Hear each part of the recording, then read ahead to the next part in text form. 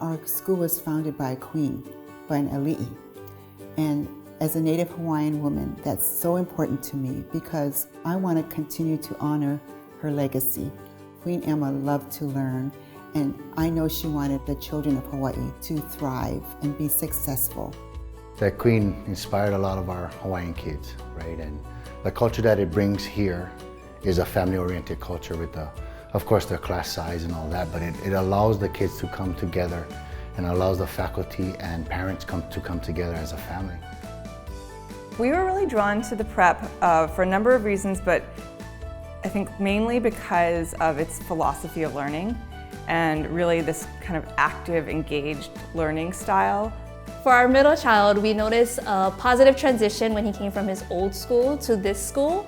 It was his environment that made him want to learn. And it wasn't the structure where sit behind your desk, get your pencil, get your paper out. No, it was, Mr. Reckman's gonna let me bounce on the exercise ball, but Mom, I'm learning everything. It's just a different type of environment that they're placed in that allows them to thrive.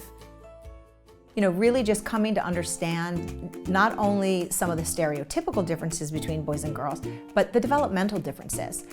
Some of the science, literally, behind the differences between boys and girls.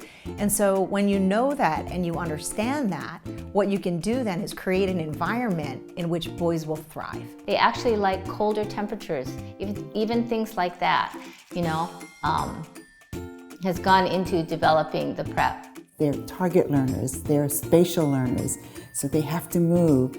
Boys typically are quite competitive, right? So maybe if we're working on math, we divide the class into two teams and we're competing and we have to, answer the math facts as a team.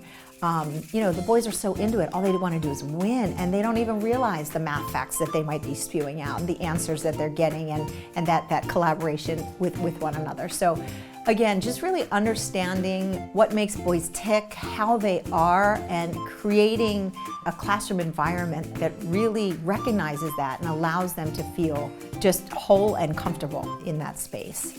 While we understand how boys are generally speaking, and while we're considering stereotypes and trying to break them down, this is not to say that the prep is a school for one type of boy, you know. And I think that's really a testament to the teachers and their expertise and their just genuine care for the students and seeing them succeed. Every kid is truly known and understood and really valued for who they are. I really think that having this very low student-teacher ratio gives the teachers the ability to really pivot with each student and really get to know each student. You know, our older son, he was a little bit hesitant to read, and in kindergarten we would have conversations with Ms. Schick, the teacher, and at first it was like, okay, we're gonna kind of really push him on this and see how that goes. And then she told us, okay, let's back off. Let's just back off and just really don't push it. And the next thing we knew, he became a reader, right? She knew kind of his personality and what he needed in order to really engage with it, and she played with it a little bit. So it was one of those, like, having a teacher who was really paying attention mattered. For us as parents, it's just such a relief, that knowing that we're leaving our children in great hands. We're sending out learners that love learning and that have a confidence in themselves as learners. The people here are not just faculty and staff. You know, they really treat you as a part of the family, and they really keep you informed. I think the prep offers a very different educational experience than you're going to find in most elementary schools for boys. And I believe it to be one that is more engaging for them, one that they are going to feel completely valued and whole in, and quite frankly, just fun.